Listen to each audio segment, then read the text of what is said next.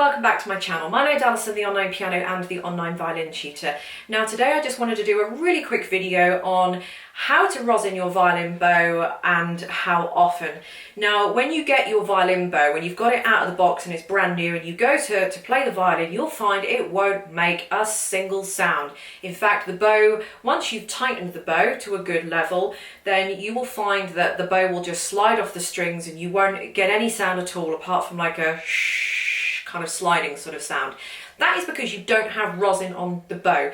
So this is if you've got a brand new bow, what you're going to have to do is take the rosin that you get in your bag. This is my personal rosin. This is Sartory rosin. I'll see if I can try and put a link to this rosin. This is French rosin. This is the only rosin I use. It's brilliant. It's very low. It's not very sticky. There's a low amount of dust that comes off of it. It has a very good amount of grip without making the bow very, very scratchy on the strings. It's great rosin.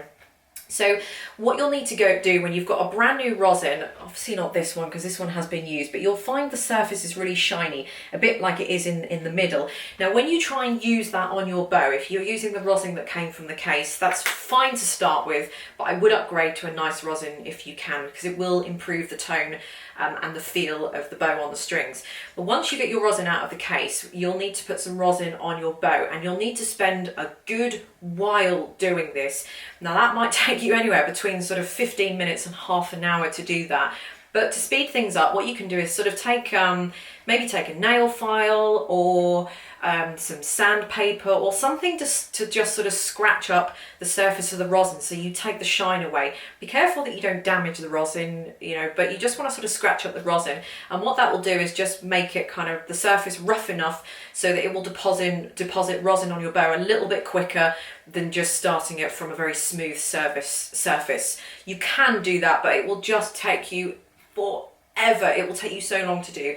So basically people, in the comments underneath my videos, I get comments every week about people saying they've put rosin on their bow and there's still no sound coming out. Well, if you put rosin on your bow and there's still no sound, put more rosin on your bow until there is a sound and keep checking it. You don't want to over rosin the bow, but if there is still no decent sound coming from the bow, you need to apply more rosin. I think as a beginner and as someone who has a brand new violin bow with no rosin on, I think you'd be surprised on just how much rosin your bow needs to take before it will actually work, because it is a brand new bow. So once you've done that, then that's fine, you're good to go. So if there's no sound, just keep on rosining, that's not even a word, is it? Whatever, keep on applying rosin until there is sound on your bow. If you have a bow that you have been using and you need to apply some rosin, this is what I do. So my bow is due for some rosin actually. So I will show you exactly what I do. So I will just take my rosin and I will just start from the bottom. I'll go right down to the bottom as well. I don't want to go too hard to the bottom because I don't want to smack the rosin against the bit of the frog there, but I will go right down to the bottom of the rosin. Lots of people don't go right down to the bottom, they kind of go down to an inch. But what about if you need to use that bit of bow? If you need to use it, you won't have any rosin on it and you'll lose the quality of tone. So go all the way to the bottom. So this is what I do, is just do some little scrubbings on the flat of the bow, and as you can see I'm going higher up the bow,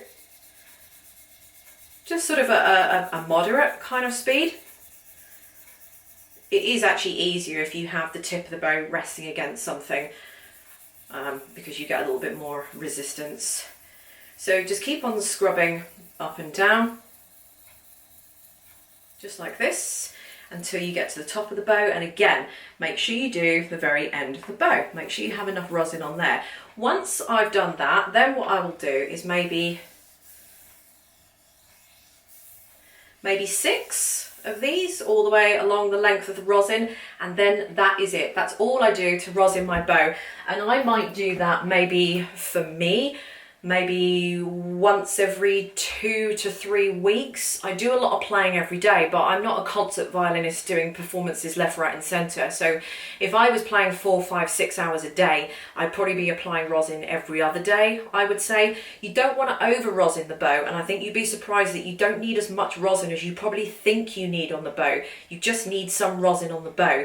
You will know when you're out of rosin because you'll start losing the tone and it will become a little bit patchy in various parts of the bow, so you'll just need to kind of put some rosin back on it again.